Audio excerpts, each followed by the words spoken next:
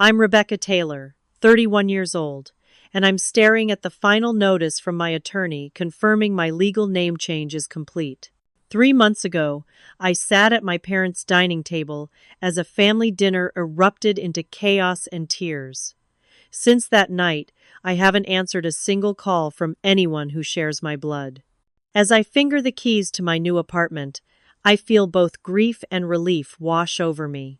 When my sister demanded $15,000 and my mother told me to pay up or lose my family, they never expected I would choose myself. Before I dive into my story, I'd love to know where you're watching from. Drop your location in the comments, hit that like button, and subscribe to hear more stories about setting boundaries and finding your worth. Trust me, if you've ever been treated like a family ATM, you'll want to hear what happened next. Growing up in suburban Boston in the early 2000s, my family appeared perfectly normal from the outside. My father William worked as an accountant, my mother Kathleen taught third grade, and we lived in a comfortable colonial with a well-tended garden.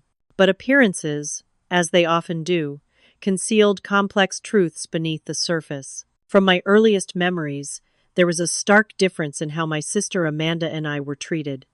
3 years younger than me, Amanda possessed a natural charm and social magnetism I never had.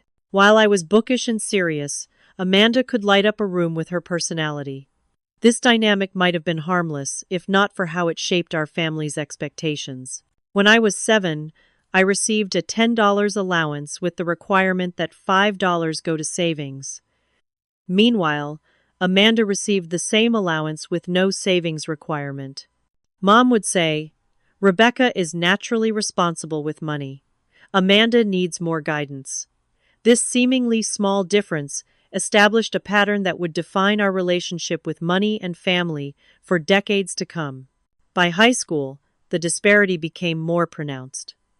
When I wanted to attend a summer science program that cost $500, Mom and Dad told me I'd need to earn half myself. I spent weekends babysitting and mowing lawns to make it happen. The following year, when Amanda wanted a $700 cheerleading camp experience, they paid in full without hesitation. "Your sister needs the confidence boost," Mom explained when I questioned the different treatment. At 16, I got my first official job at the local grocery store. While my friends spent their earnings on clothes and movies, I saved methodically for college, knowing that my academic scholarships wouldn't cover everything. Meanwhile, Amanda cycled through part-time jobs, rarely lasting more than a few weeks at each. When she wanted a car for her 17th birthday, our parents provided a newer model than the used sedan I had purchased with my own savings. College amplified these differences. I attended State University on a partial scholarship, working 20 hours weekly at the campus bookstore to avoid student loans.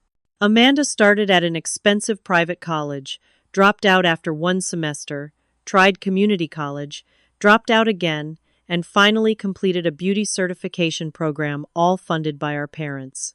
When I graduated with honors and no debt, Mom proudly told relatives, "Rebecca has always been so independent, as if my financial discipline had materialized from thin air rather than necessity." After college, I secured an entry-level position at a financial services firm.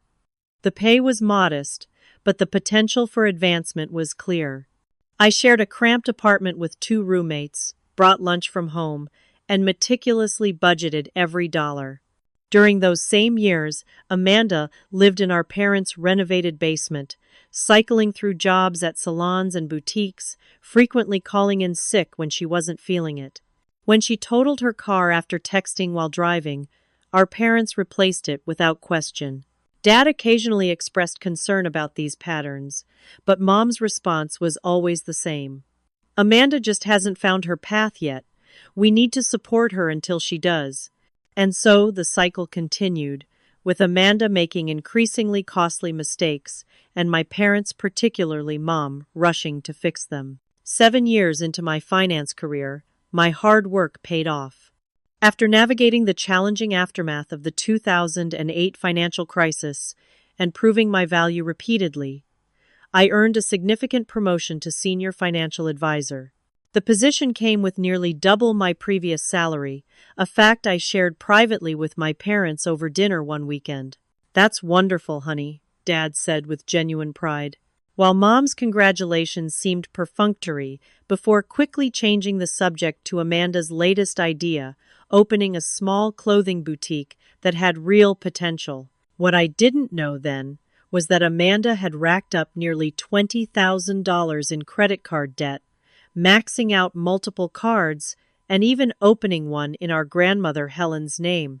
My promotion news had triggered something in my mother, who immediately saw my success as the solution to Amanda's problems. The week after my promotion announcement, Mom began calling more frequently, asking subtle questions about my new salary, benefits package, and whether I was finally going to buy a nicer car or maybe a condo. I answered vaguely, uncomfortable with the sudden interest in my finances, but not yet understanding the agenda behind it. A seed of unease had been planted, one that would soon grow into the confrontation that would change everything. Late March in New England still carries winter's chill, and I remember tightening my scarf as I walked up the familiar path to my parents' front door for our monthly family dinner. These gatherings had become a tradition after I moved into my own apartment, a way to maintain family connections despite our busy lives. Usually, they were predictable affairs. Dad grilling regardless of the weather, Mom fussing over side dishes, and Amanda arriving late with stories of whatever drama currently dominated her life. That night seemed no different at first. Dad proudly served his famous steaks, Mom had prepared too many sides, and Amanda breezed in 20 minutes late, wearing an outfit that still had price tags partially hidden under the collar, a habit she'd had since high school when she would wear clothes and return them. "Sorry I'm late," she announced, kissing our parents' cheeks. I was finalizing some business details. "Business details?" I asked, genuinely curious. Amanda's employment history resembled a patchwork quilt of short-lived enthusiasms. Last I'd heard, she was working part-time at a makeup counter. "I'm opening my own boutique fitness studio," she announced with the same confidence she'd displayed when declaring her previous passions for photography, fashion blogging, and artisanal soap making. "That sounds exciting," I said carefully, cutting into my steak. "What type of fitness?" "It's a fusion concept," Amanda explained, her eyes bright with enthusiasm. "Part spin, part bar, part mindfulness. There's nothing like it in the area." Dad looked impressed. "You've always been good at physical activities. Remember when you were the youngest in your dance class to get in point?" "I do," Mom beamed. "You were so naturally gifted." As dinner progressed, Amanda elaborated on her Vision luxury amenities, high-end clientele, branded merchandise while our parents nodded encouragingly. I asked practical questions about business plans, market research, and startup costs, which Amanda answered vaguely. "Actually," she said during dessert, setting down her fork and looking directly at me, "that's something I wanted to talk to you about. I need investors to get this off the ground properly." The table fell silent as everyone looked at me. I felt a familiar tightness in my stomach, the same sensation I'd experienced countless times when family expectations collided with my boundaries. "I was hoping you could invest $15,000, Amanda continued. "With your promotion and everything, it would be a great opportunity for both of us." I carefully placed my napkin beside my plate. "That's a significant amount. What kind of business plan do you have? Have you done market research on the area?" Amanda's expression flickered between annoyance and persuasion. "I don't need all the formal paperwork. I know this area and what people want. The thing is," she continued, leaning forward, "I've already signed a lease on the perfect space, and I've put deposits down on some equipment. I just need this last bit to make it happen." "You've already signed a lease?" I couldn't hide my surprise. "Without secured funding?" "Sometimes you have to take risks to make dreams happen," Mom interjected, her tone carrying a slight edge.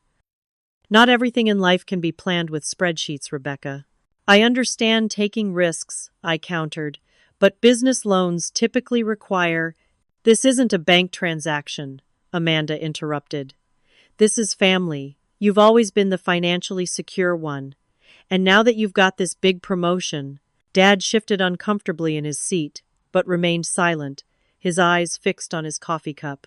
I'd like to think about it, I said finally. This is a lot to process during dinner. Amanda's face fell instantly. I need to give the equipment company an answer by next week. If I lose the equipment, I lose the special pricing. You've never supported my dreams, she added, her voice rising slightly. You've always been so judgmental about my choices. That's not fair, I replied, feeling heat rise to my face. I've supported you in many ways. Girls, Dad attempted to intervene, but Mom cut him off. Rebecca, your sister is trying to build something of her own. After all we've done to support you through your career, is it too much to ask that you help your sister now that you're successful? The implication that my success had been primarily due to their support rather than my own hard work stung sharply. The dinner ended awkwardly, with Amanda barely speaking to me and Mom making pointed remarks about family loyalty. As I drove home, my phone began buzzing with text messages from Amanda. Thanks for embarrassing me in front of Mom and Dad. I thought you'd be happy for me for once. I guess your big salary makes you think you're better than everyone else.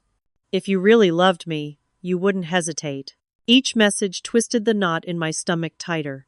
By the time I reached my apartment, I felt the familiar guilt that had shadowed so many of my interactions with my family. But alongside it was something else. A growing certainty that something was fundamentally wrong with what had just transpired. The week following that fateful dinner became a blur of increasingly uncomfortable phone calls. Mom called daily, her approach alternating between guilt-inducing reminiscence. Remember how we helped with your college applications? And thinly veiled criticism. Some people value family above money. Each conversation left me feeling more destabilized, questioning whether my reluctance to hand over $15,000 with no strings attached actually did make me the selfish person they were portraying me to be. During lunch breaks at work, I researched the boutique fitness market in our area. What I found didn't inspire confidence. 3 similar studios had opened and closed within the past 18 months, and 2 established national chains had recently expanded into nearby locations. The market was saturated, with high overhead costs and fierce competition for a limited client base. I approached Jason, a colleague who specialized in small business finance, for advice without mentioning that the business in question was my sister's. Honestly, he said, reviewing the general area demographics I'd provided, it's a challenging market right now. Boutique fitness has a high failure rate even in ideal conditions. Without significant experience in the industry or a truly unique value proposition, I'd approach with extreme caution. Armed with this information, I suggested meeting Amanda for coffee to discuss her business more thoroughly. She arrived at the cafe 40 minutes late, already defensive. I don't need another lecture about business plans, she said, before I'd even broached the subject.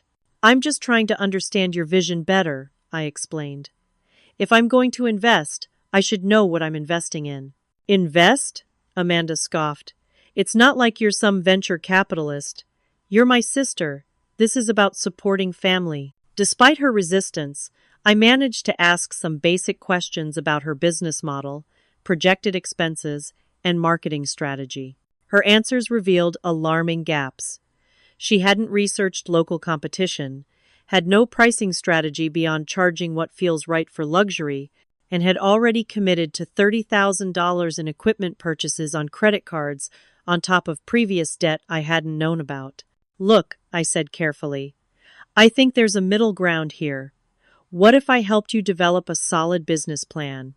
Or I could offer a smaller loan with clear repayment terms? Amanda's face flushed red. So you'll only help if you can control everything?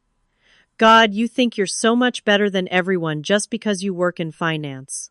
Not everyone wants to live your boring, safe little life. She stormed out of the cafe, leaving her untouched latte behind. 20 minutes later, Mom called.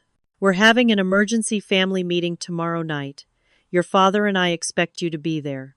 Her tone left no room for negotiation, so the following evening, I found myself back at my parents' house. What I hadn't expected was the presence of extended family. My grandmother Helen, Aunt Susan, and cousin Lauren were all seated in the living room when I arrived. "What's going on?" I asked, immediately uncomfortable with the ambush-like setup. "We're here because we're concerned," Mom began, using her elementary school teacher voice. "Your sister has a wonderful opportunity, and you're standing in her way." What followed was a surreal intervention not for Amanda's financial irresponsibility, but for my apparent selfishness. One by one, family members took turns explaining why I should help Amanda. "When you girls were little, you always shared everything," Grandma Helen said, though my memories of childhood told a very different story. "Family businesses are how generational wealth is built," added Aunt Susan, conveniently ignoring that Amanda's track record suggested her studio would be neither family-run nor wealth-generating. Cousin Lauren, who had borrowed and never repaid $200 from me 3 years earlier, chimed in. "It's just money, Rebecca. You can always earn more." Throughout the ambush, Amanda sat silently, occasionally dabbing at non-existent tears, while Dad looked increasingly uncomfortable but offered no support. When everyone had spoken, Mom delivered the final blow. "If you can't help your sister now, you're not the daughter I raised. I'm disappointed in the person you've become." The words hit like physical blows. I looked around the room at these people who supposedly loved me, but seemed incapable of seeing the fundamental unfairness of the situation. "I need some air," I managed to say, walking out to the back porch. Through the window, I could hear them consoling Amanda over my selfishness. Standing alone in the cool night air, I felt something shift inside me, the first tremor in what would become an earthquake that would reshape my life entirely. 3 days after the family intervention, I was at work reviewing client portfolios when my phone buzzed with an automated security alert. "New login to your personal email from unrecognized device." The location data showed it had been accessed from my parents' home in Boston. My immediate thought was that it must be a mistake, but something made me check my account activity logs. There it was. Multiple logins over the past week, all from my parents' IP address, accessing not just email but also saved documents, including financial statements and the spreadsheet where I tracked my budget and investments. I felt physically ill. Someone and I had a sinking feeling I knew who had accessed my most private financial information without permission. With shaking hands, I called Amanda directly, skipping the usual text message precursor. "Did you access my email and financial records?" I asked when she answered, not bothering with pleasantries. A pause then. "I needed to understand what we're working with for the studio." "We? There is no we in this situation, Amanda. You broke into my private accounts." "I didn't break in," she countered defensively. "I used the password recovery questions. It's not my fault you still use Fluffy's name and your elementary school for security answers." Fluffy was our childhood cat. The violation felt even worse knowing she had deliberately exploited our shared history to invade my privacy. "What exactly did you look at? And who have you told?" I asked, struggling to keep my voice steady. "Just your recent bank statements and investment summary," she replied, as if this were a minor indiscretion. "And I only told Mom and Dad. They needed to see that you have plenty of money to help me, but are choosing not to." I ended the call and immediately began changing every password and security question on my accounts. As I worked, my phone lit up with a call from my mother. "Amanda told me you're upset," she began without preamble. "I think you're overreacting. We needed to know what you could afford. Families shouldn't have secrets about these things." "Mom, she accessed my private accounts without permission. That's not okay." "Oh, please, Rebecca. It's not like she stole anything. She's your sister. Why are you being so dramatic?" The conversation continued in this vein, with my mother minimizing the violation while simultaneously justifying it. When I finally hung up, I felt a strange numbness spreading through me. At work, my colleague Megan noticed my distraction. We weren't particularly close, but she had always been kind. "Are you okay?" she asked, stopping by my desk. "You look like you've seen a ghost." Something about her genuine concern cracked my careful composure. Family stuff, I managed to say before tears threatened. I've got time over lunch if you need an ear, she offered simply. That lunch with Megan became the first time I'd ever openly discussed my family dynamics with anyone outside the situation. As I spoke, her expression shifted from surprise to concern. Rebecca, what you're describing isn't normal, she said gently. Accessing your financial records without permission is a serious violation. But they're family, I echoed the justification I'd heard so often. Family should respect boundaries even more, not less, Megan replied. That evening, I called Daniel, my childhood best friend who had moved to Chicago after college. We'd remained close, talking monthly despite the distance. Unlike Megan, Daniel had witnessed some of the dynamics firsthand during our growing up years. I've always thought your family treated you unfairly, he admitted after I recounted recent events. But this crosses a major line. You know that, right? His validation was both comforting and disturbing confirmation that my growing unease was justified, but also that the situation was even more dysfunctional than I'd allowed myself to acknowledge. That night, I barely slept, my mind racing between anger, hurt, and confusion. The next morning, I received a call from my father, the first time he'd contacted me directly about the situation. Your mother doesn't know I'm calling, he began, his voice quiet. I want you to know that I think Amanda was wrong to access your accounts. A spark of hope flared finally. An ally. Thanks, Dad. I appreciate that. But, he continued, and my hope dimmed. I think the best way forward is for you to help your sister this one time, for the sake of family peace. Your mother is very upset, and you know how Amanda gets when she doesn't get her way. So I should reward their behavior by giving in? I couldn't keep the bitterness from my voice. I'm not saying it's right, he sighed. I'm just asking you to consider the bigger picture. Family is all we have in the end. After hanging up, I sat at my kitchen counter and opened my laptop. Instead of working, I found myself searching terms like family financial abuse and toxic family dynamics. What I read felt like someone had been observing my life and documenting it in clinical terms. The patterns were so clear when laid out by objective sources: the golden child divided by scapegoat dynamic, financial exploitation, emotional manipulation. For the first time, I began to see my situation not as a unique family quirk, but as a recognized pattern of dysfunction that others had experienced and documented. The realization was both devastating and strangely liberating. As April bloomed across Boston, a different kind of growth spread through my life, a malignant campaign that began on social media and quickly infected every aspect of my relationships. It started with Amanda's vague posting. Some people think money is more important than family. Sad to discover who really has your back. The post received dozens of sympathetic comments, including several from extended family members who clearly knew exactly who she was referring to. Within days, distant relatives I barely spoke to began sending messages. Family should always come first, Rebecca. Your sister is really hurting right now. I never thought you'd be the type to abandon family. Each message felt like a small dagger, precisely aimed at my deepest insecurities. Had I really become cold and selfish? Was my refusal to hand over money without conditions truly a moral failing? The campaign soon expanded beyond family. One Tuesday evening, I arrived at the church community center where I'd volunteered weekly for the past 3 years, helping with a financial literacy program for teens. Martha, the coordinator I'd worked closely with, greeted me with unusual coolness. Rebecca, do you have a moment before class? In her office, Martha's expression was a mixture of disappointment and discomfort. Several parents have expressed concern about you continuing as an instructor, she explained. Given the circumstances. What circumstances? I asked, genuinely confused. Martha looked surprised. Your sister mentioned you refused to help with her medical treatments.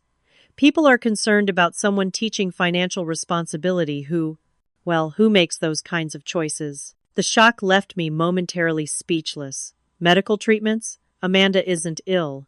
She asked me for money for a business venture. Martha's confusion mirrored my own. That's not what she told the prayer group. She said she needed treatment for a condition she didn't want made public, and you refused to help despite having the means. The deliberate lie stunned me. This wasn't just Amanda being impulsive or entitled, this was calculated character assassination. That weekend, my cousin Lauren's birthday party became the stage for the next escalation. I'd considered not attending, but some stubborn part of me refused to be driven from family spaces. I maintained a low profile until Amanda arrived, making a dramatic entrance an hour late.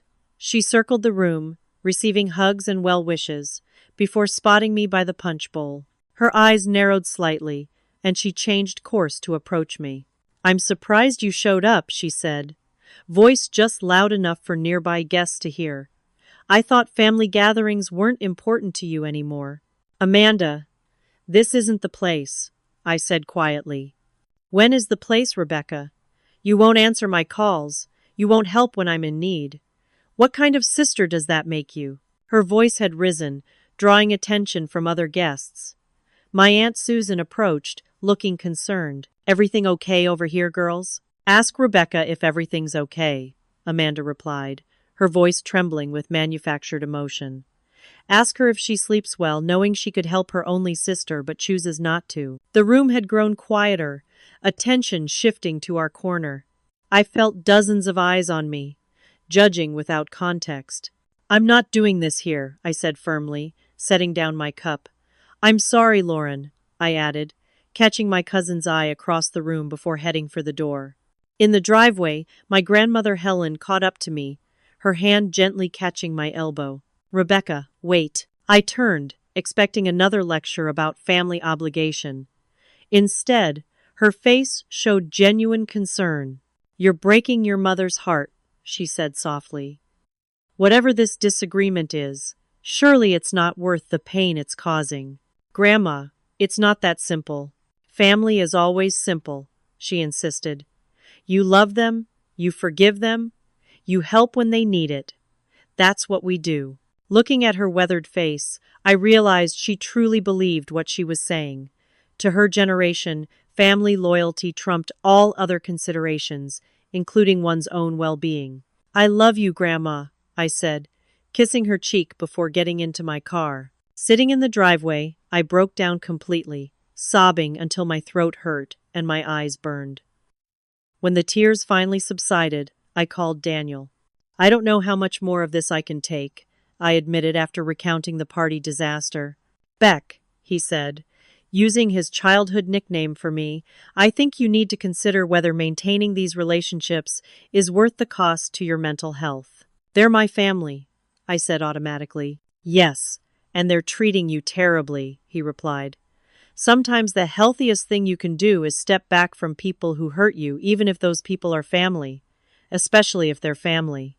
Our conversation continued for over an hour, Daniel gently helping me see that what I was experiencing wasn't normal family conflict, but a coordinated campaign of emotional manipulation. The next morning, I received an unexpected email from Tom, Amanda's boyfriend of 8 months. The subject line read simply, "You should know. Rebecca, I don't know you well, but I feel you deserve the truth. Amanda doesn't need the money for a fitness studio. She has gambling debts, serious ones. She's been going to Foxwoods almost weekly for the past year. The business is partly a cover story, partly a genuine delusion that she can fix everything with one successful venture. I've tried to get her to seek help, but she refuses. I'm sorry you've been put in the middle of this, Tom." The revelation hit like a thunderbolt. I spent that evening conducting my own investigation, reviewing social media posts where Amanda had checked in at locations near the casino, cross-referencing dates with her financial emergencies. The pattern was undeniable. The business wasn't just a poor investment risk, it was likely a complete fabrication designed to cover a serious addiction. This discovery shifted my understanding of the situation dramatically. My sister needed professional help, not an enabler. And my parents, whether knowingly or not, were deepening her problem by shielding her from consequences. For the first time, I saw my refusal to provide money not as withholding help, but as potentially the only truly helpful stance anyone had taken. On a rainy Tuesday in early May, my workday was interrupted by a call from an unfamiliar number. The professional voice on the other end identified herself as Diane from Boston Trust Bank. "Miss Taylor, we're calling to verify some information on your loan application." "I haven't applied for any loan," I replied, immediately alert. A pause. "We have an application submitted yesterday for a personal loan of $20,000 in your name, using your social security number and address." My stomach dropped. "That's not me. I didn't apply for any loan." What followed was a frightening glimpse into just how vulnerable our financial identities can be. Someone and I had no doubt who had attempted to take out a substantial personal loan in my name. The bank representative walked me through the application details, confirming my suspicions. The applicant had accurate information about my employment, income, and even my mother's maiden name. "You'll want to place a fraud alert on your credit immediately," Diane advised, "and file a police report." By that afternoon, I had contacted all 3 credit bureaus, filed a police report online, and discovered 7 credit inquiries on my report from the past week alone, attempts at various banks and credit cards that had been declined but still damaged my credit score. I hired a digital forensic specialist who confirmed my worst fears. The breach had originated from devices that had accessed my parents' home Wi-Fi. The specialist explained that whoever had done this had used information that would be known to family members, my first pet's name, childhood addresses, my mother's maiden name, to bypass security measures. As I was processing this information, my phone rang. It was my mother. "Rebecca, you need to drop this police report nonsense immediately," she demanded without greeting. "Amanda made a mistake, but prison would ruin her life. She committed identity theft, Mom. That's a felony." "It was a misunderstanding. She thought you had agreed to help her but were being slow about it. She was just trying to speed things up." The blatant rewriting of reality left me speechless. In what universe could identity theft be classified as speeding things up? "Mom, she tried to steal $20,000 from me. This isn't a misunderstanding. Family doesn't call the police on family," she insisted. "If you go through with this, you'll never be welcome in my house again." The threat hung between us, heavy and final. For the first time, I didn't feel the automatic guilt or need to appease. "I'm sorry you feel that way," I said quietly before ending the call. The next day brought a new complication. I was called into a meeting with HR and the head of security at my firm. As a financial advisor handling sensitive client information, any personal financial irregularities raised red flags. "We've been notified of unusual activity involving your personal accounts," the security director explained. "Given your access to client data, we need to understand what's happening." I explained the situation as professionally as possible, the identity theft attempt, the police report, the forensic evidence pointing to a family member. While they were sympathetic, the implications for my career were serious. "Until this situation is resolved, we'll need to temporarily restrict your access to certain client systems," the HR director explained. "It's standard protocol in cases of potential financial vulnerability." The restriction meant I couldn't perform key aspects of my job. The promotion I'd worked so hard for was effectively on hold. That evening, I received a surprising call from my father. His voice sounded different, stronger than in our previous conversations. "I confronted your mother and Amanda today," he said without preamble. "What Amanda did with the loan applications that crossed a line I can't ignore." For the first time in my life, I heard my father taking a firm stand against the dynamic that had defined our family for decades. "Your mother and I argued," he continued. "She still thinks you should drop the police report and fix things within the family. I told her that Amanda needs to face real consequences this time." His support, though late, meant more than I could express. "Thank you, Dad." "I'm sorry, Rebecca," he said, his voice breaking slightly. "I should have stepped in years ago. I thought I was keeping peace, but I was just enabling behavior that's hurt both my daughters, Amanda, by never learning responsibility, and you, by being treated unfairly." After we hung up, I received a text from my Aunt Susan asking to meet privately for coffee. Curious and cautious, I agreed. At the cafe the next day, Susan looked nervously over her shoulder before speaking.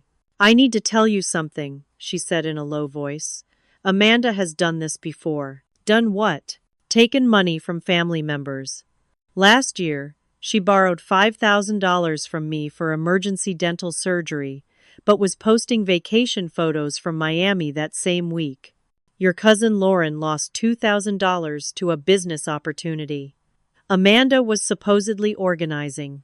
The revelation that Amanda had a pattern of financial exploitation beyond just our immediate family was both validating and deeply disturbing. Why is everyone still enabling her? I asked. Susan looked down at her coffee. Your mother. She defends Amanda fiercely, cuts off anyone who won't support her. Most of the family finds it easier to give in than fight. That evening, I had my first appointment with a therapist, Dr. Mitchell, who specialized in family trauma. As I recounted my family history, she took notes, occasionally asking clarifying questions. What you're describing has elements of financial abuse and something called family scapegoating, she explained. The patterns are deeply entrenched, which makes them difficult but not impossible to address. How do I fix my family? I asked. Her response was gentle but direct. You can't fix your family's dynamics alone. Each person would need to recognize the problem and commit to changing.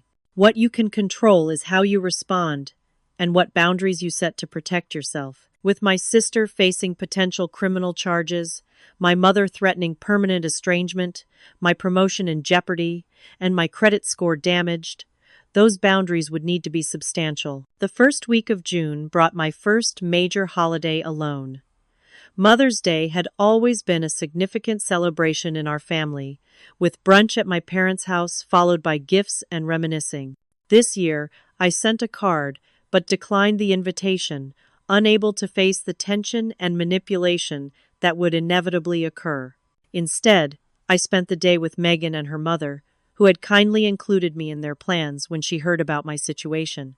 Their easy, respectful relationship was both heartwarming and painful to witness a glimpse of what healthy family dynamics could look like. That evening, I returned home to find a small package leaning against my apartment door. It contained no note, but inside were photographs and mementos from my childhood that I'd thought lost years ago. My debate team medal, the program from my first piano recital, a Father's Day card I'd made in second grade. I never discovered who left the package, perhaps my father or even my grandmother, but the gesture felt like a small acknowledgement of my existence and worth outside the narrow role I'd been assigned in my family system. The next day, stopping at the grocery store after work, I literally ran into Amanda at the end of the cereal aisle, our carts colliding. "Are you happy now?" she hissed, her face contorted with anger. "The police came to Mom and Dad's. They took my laptop." "I didn't want any of this, Amanda," I said quietly. "I just wanted you to stop taking advantage of me.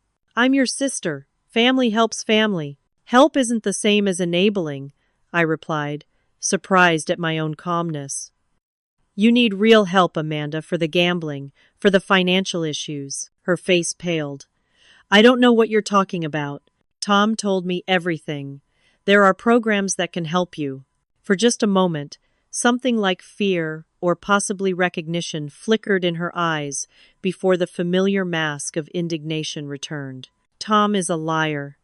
And you're dead to me," she spat before pushing her cart away, leaving a box of spilled cereal in her wake. Despite her harsh words, it was the most honest interaction we'd had in years. Easter Sunday arrived with deceptive brightness, sunshine pouring through budding trees as I drove to my parents' home. My father had called the night before, asking me to attend the family gathering. "Your mother has agreed not to discuss the situation," he promised. "Just come for dinner. It would mean a lot to me." Against my better judgment and my therapist's cautions about maintaining boundaries, I agreed. Family patterns are hard to break, and some part of me still longed for reconciliation, for a return to some idealized version of family that perhaps had never actually existed. I arrived intentionally late to minimize pre-dinner interaction, bringing a bouquet of spring flowers and a store-bought coconut cake that had been my grandmother's favorite since childhood. The atmosphere was tense but superficially polite as we moved through the familiar rituals of the holiday meal.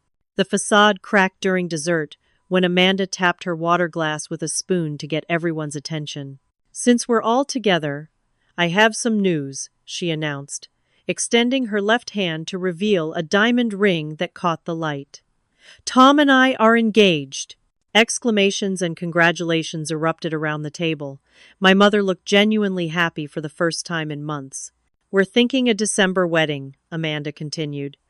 "Something magical with lots of snow and twinkling lights." "December is pretty soon to plan a wedding," my Aunt Susan observed. Amanda's smile tightened slightly. "Well, we have another reason to not wait too long." She placed a hand on her still flat stomach. "I'm pregnant, 8 weeks." Another round of excitement circled the table. I offered a polite, "Congratulations," though my mind was spinning with concerns about her gambling, the timing, the financial implications for a woman already deeply in debt.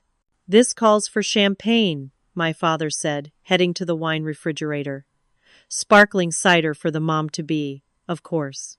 As he poured drinks, my mother leaned over and squeezed Amanda's hand.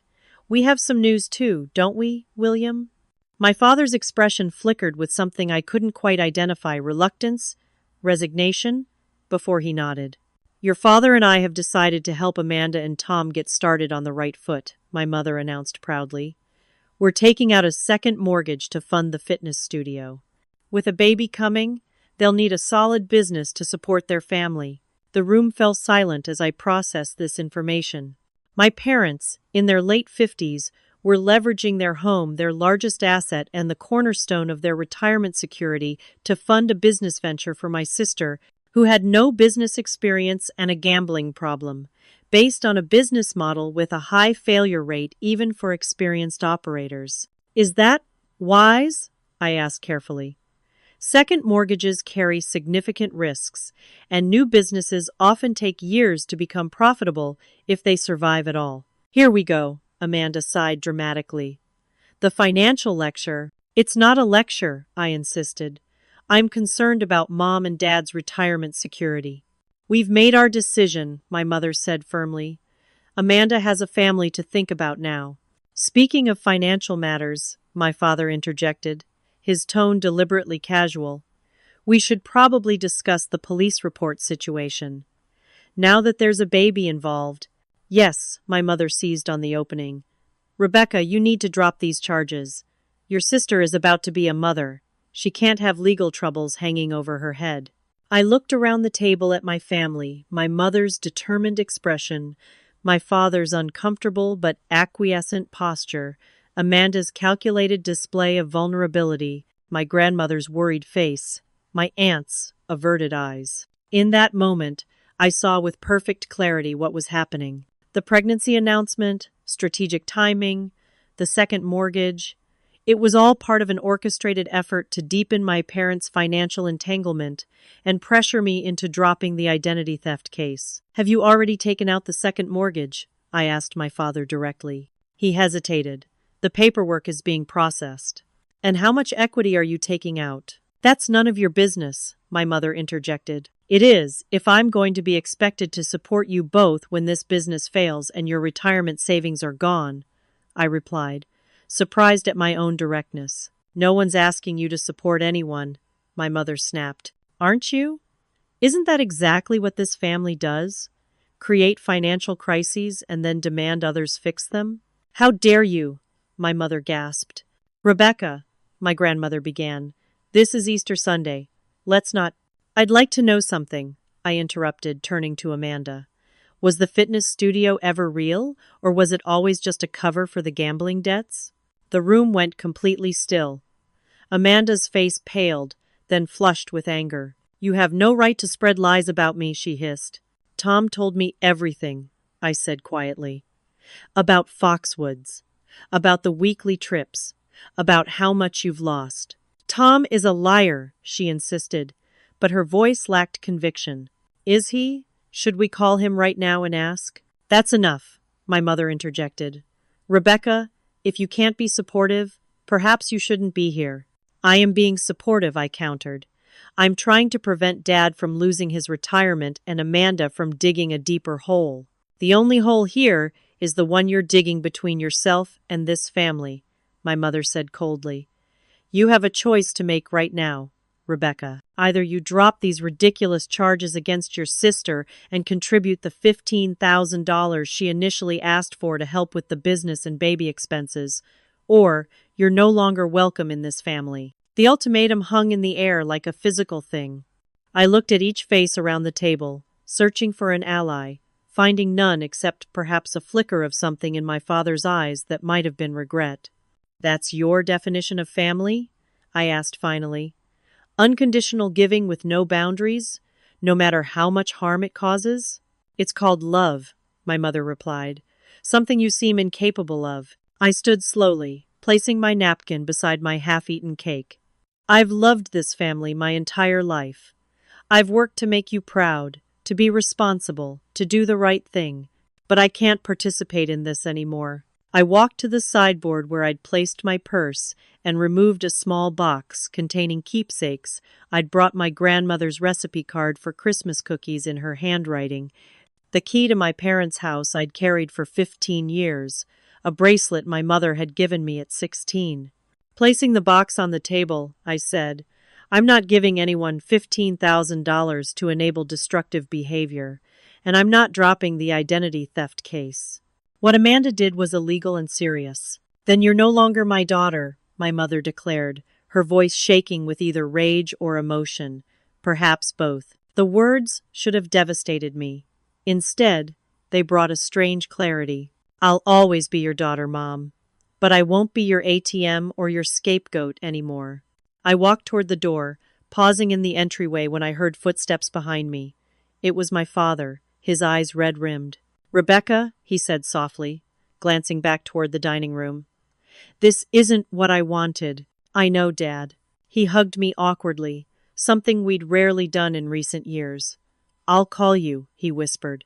As I drove away from my childhood home, tears finally came, not the desperate sobs of previous weeks, but a steady stream of grief for the family I'd thought I had, for the relationships that might never heal, for the years spent trying to earn love that should have been freely given. Yet beneath the grief was something unexpected.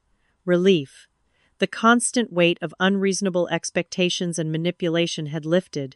For perhaps the first time in my adult life, I was choosing myself without guilt or apology. Daniel called an hour later, having received my brief text about what happened. You okay? He asked simply. No, I answered honestly. But I think I'm going to be. We talked for hours, strategizing practical next steps, changing my phone number, adjusting privacy settings on social media, even considering a move to a new apartment building with better security. They're going to escalate before they accept your boundaries, Daniel warned from his own experience with family estrangement. Be prepared. His words would prove prophetic in ways I couldn't yet imagine. The morning after Easter, I began implementing the protective measures Daniel and I had discussed. I changed my phone number, created new email accounts, and tightened privacy settings on all social media platforms. I contacted my building manager to alert security about potential unwanted visitors and began researching apartments in more secure buildings. These practical steps provided a framework for moving forward, concrete actions that helped manage the emotional turmoil swirling beneath the surface. Dr. Mitchell, my therapist, had explained that establishing physical and digital boundaries was an essential first step in establishing psychological ones. The identity theft case proceeded despite my mother's demands. Detective Rivera, assigned to my case, called with updates. We have substantial evidence, she explained during our third conversation. Digital forensics confirmed the loan applications were submitted from devices at your parents' address, and we've recovered deleted documents from your sister's laptop that include your personal information. What happens next? I asked, still conflicted about the potential consequences for Amanda. That largely depends on the district attorney's office, but given the amount involved and the clear evidence, they'll likely pursue charges. Your sister might be offered a plea agreement, especially as a first-time offender. Within days of implementing my new boundaries, the retaliation began. Amanda created multiple fake social media accounts to bypass my blocks, sending messages that alternated between vicious accusations and tearful pleas about the baby. "You're destroying this family over money," read one message. "My baby will grow up never knowing her aunt because you're so selfish," claimed another. I documented each contact without responding, forwarding them to Detective Rivera and my attorney. My mother took a different approach, contacting friends and even distant acquaintances to rally them against me. I received bewildered texts from college friends I hadn't spoken with in years. "Your mom called me crying about you abandoning your pregnant sister. Is everything okay? Your mother contacted me asking me to reach out." The most painful discovery came when Megan gently informed me that my mother had called our workplace, asking to speak with my supervisor about concerns regarding her daughter's mental stability. Fortunately, the firm had strict privacy protocols and did not engage with her, but the knowledge that she would attempt to damage my professional reputation was a new kind of hurt. The campaign extended to community spaces as well. I stopped attending my church after learning my mother had spoken with the pastor about my unforgiving spirit, and avoided my favorite local coffee shop after spotting my mother deep in conversation with the owner I'd known for years. My world was shrinking, spaces that had once felt safe now potentially hostile. Yet alongside these losses, unexpected support emerged. Megan, initially just a work colleague, began inviting me to social gatherings with her friends. Daniel flew in from Chicago for a weekend, helping me research secure apartment buildings. My neighbor Carlos, a cybersecurity expert, offered to check my laptop for spyware and strengthen my digital protections. 6 weeks after Easter, I was grocery shopping when my phone rang with a number I didn't recognize. Against my better judgment, I answered. "Rebecca? It's Tom, Amanda's ex-fiancé." "Ex?" He laughed humorlessly. "Yeah. Things ended after I discovered she'd taken out a credit card in my name. Listen, I wanted to warn you. She's been talking about keying your car, something about teaching you a lesson." I thanked him for the warning, immediately adjusting my routine to park in more visible, well-lit areas. Despite these precautions, I returned from work 2 weeks later to find long, deep scratches along both sides of my car. A note under the windshield wiper read simply, "Family always wins." I reported the vandalism to the police, providing the note and pointing out the security cameras in the parking area. The footage clearly showed Amanda circling my car, knife in hand, methodically causing thousands of dollars in damage.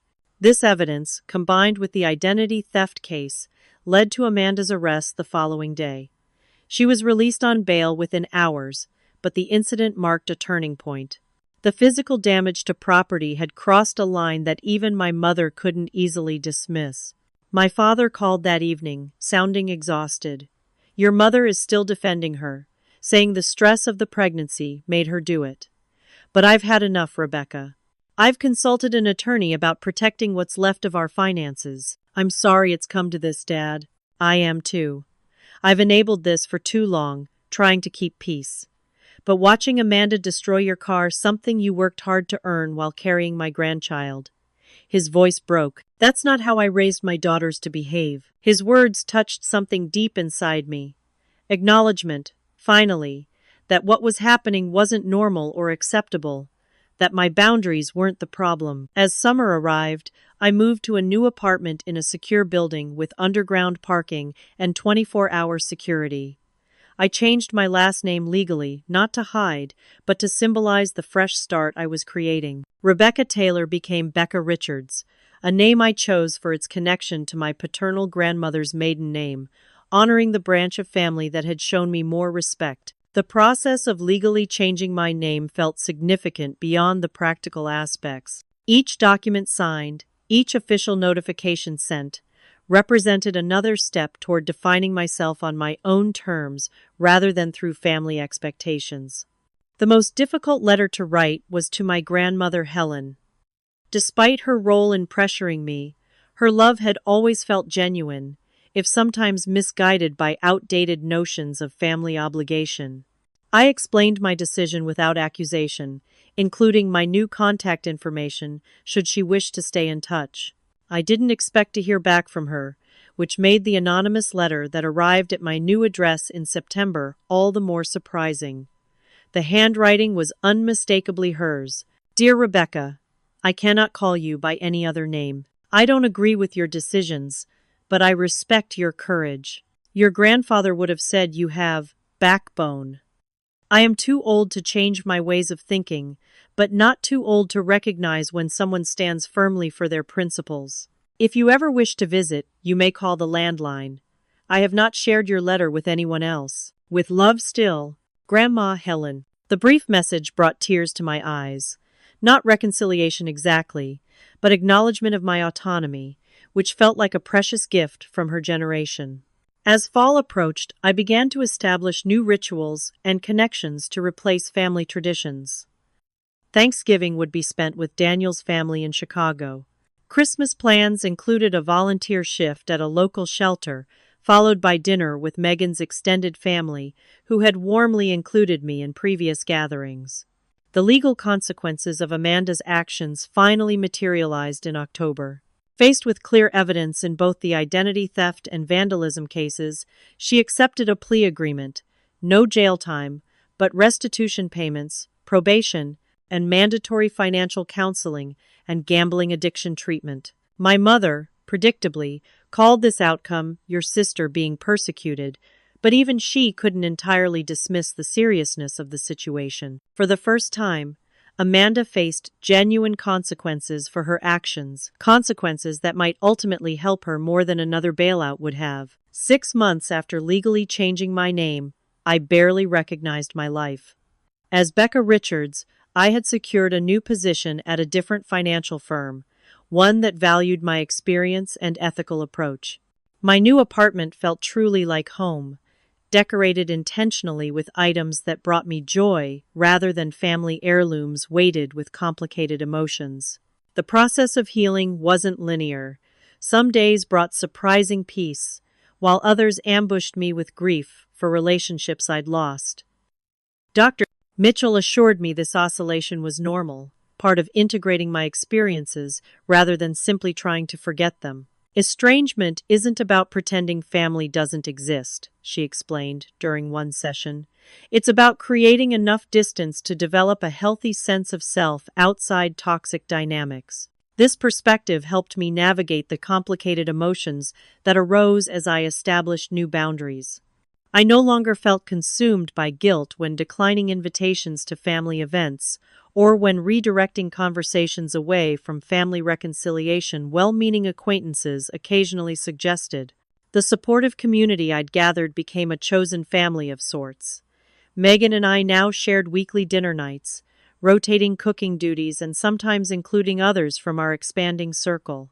Daniel visited quarterly, his perspective as someone who'd known me before and after estrangement invaluable in moments of doubt. My neighbor Carlos introduced me to a rock climbing gym, where I discovered an unexpected passion for the sport and the mental clarity it brought. The physical challenge of scaling walls became a metaphor for the obstacles I was overcoming in my personal life, facing fears, finding new routes when old ones failed, trusting my own strength. On a crisp November evening, almost a year after the initial confrontation with my sister, I received a call from an unknown local number. Against my usual practice, something prompted me to answer.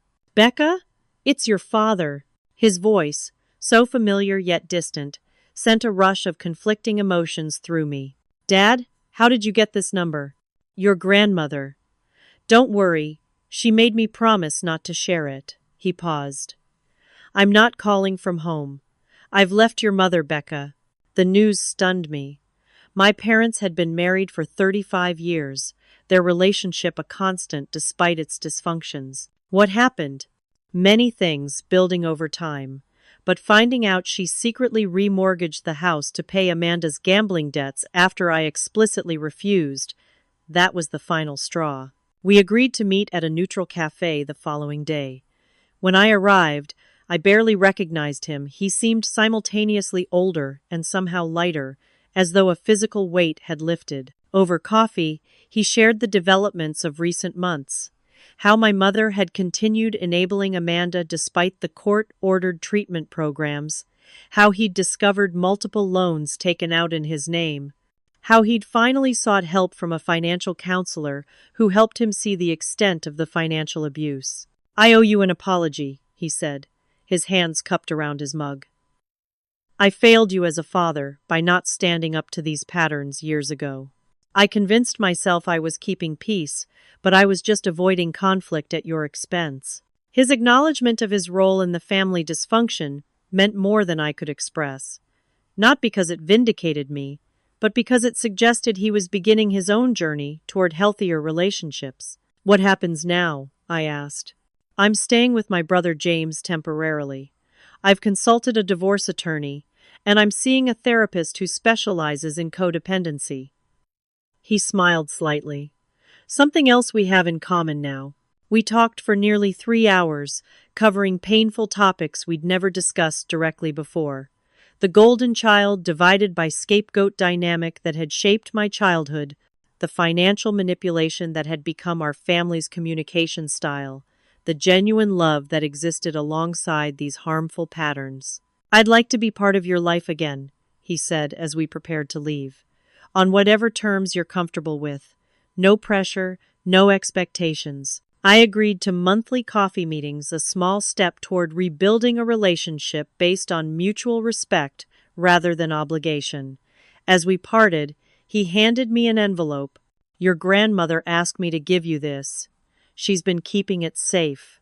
Inside was a small sapphire ring I recognized immediately, my great-grandmother's, which had been promised to me on my 16th birthday but somehow ended up on Amanda's finger instead after I left for college. "She found it in Amanda's things after the arrest and took it back," my father explained. "Said it was always meant for you." In December, news arrived via my father about Amanda. Her pregnancy had progressed normally, and she'd given birth to a healthy baby girl. More surprisingly, she was complying with her court-ordered financial counseling and attending Gamblers Anonymous meetings regularly. "The treatment seems to be helping," my father reported cautiously. "She's staying with your mother, who's watching the baby while Amanda works at a retail job. It's the longest she's held steady employment since high school." While I had no desire to reconnect with Amanda, I found myself hoping that motherhood and court-mandated therapy might help her find stability. The cycle of destructive behavior had hurt her too, even if she'd been unwilling to recognize it. My mother's situation had become precarious following my father's departure and the divorce proceedings. With limited income of her own, and the house now in foreclosure due to the defaulted second mortgage, she'd been forced to downsize dramatically. According to my father, she remained convinced that everyone else was to blame for her circumstances. "Some people never develop the capacity to examine their own behavior," Dr. Mitchell observed when I shared this update. "Your mother may be one of them." As the 1-year anniversary of my name change approached, I made a decision that surprised even me. I started an anonymous blog about financial abuse in families. Drawing on my professional expertise and personal experience, I created resources for others facing similar situations. The response was overwhelming. Comments and emails poured in from people who recognized their own family dynamics in my descriptions, who had never had words for the patterns they'd experienced. Many expressed gratitude for the practical financial protection strategies I outlined, information that wasn't readily available elsewhere. This unexpected platform became another piece of my healing journey. By transforming my painful experiences into resources that helped others, I reclaimed power from a situation that had once left me feeling powerless.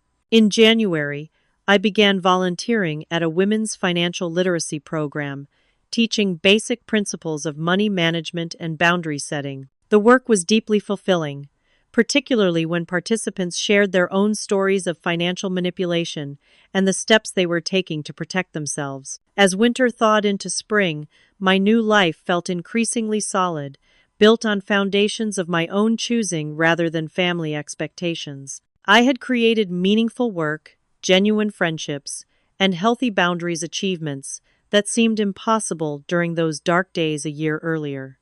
On a sunny April afternoon, I returned home to find a letter in my mailbox, handwritten on pale blue stationery I immediately recognized. My grandmother Helen had found me again. Opening it with trembling fingers, I read, "My dear Rebecca, or Becca, if you prefer now, at 82, I've lived long enough to see that family can be both our greatest comfort and our greatest wound.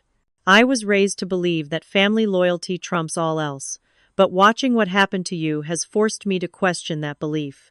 Your mother remains unchanged, but I want you to know that your courage has affected others. Your father seems happier than I've seen him in decades. And even Amanda, though she would never admit it, has shown small signs of growth since facing real consequences. None of this justifies what was done to you, but perhaps it offers some confirmation that choosing yourself was not only necessary for you, but ultimately better for everyone. I hope someday to meet the woman you are becoming, free from the burdens unfairly placed on you. With love and newfound respect, Grandma Helen." Tears streamed down my face as I read her words, not from grief this time, but from the profound relief of being truly seen by someone who had known me my entire life. When my sister demanded $15,000 and my mother told me to pay up or lose my family, they never expected I would choose myself. They never imagined that in losing what I thought was everything, I would find what I'd been searching for all along: the unshakable knowledge that I am enough, exactly as I am. Thank you for watching my story. Have you ever had to set difficult boundaries with family members over money issues? How did you handle it? Please share your experiences in the comments below. And don't forget to like, subscribe, and share this video if it resonated with you. Remember, sometimes the hardest choices lead to the most necessary healing. Wishing you strength on your own journey to healthy relationships.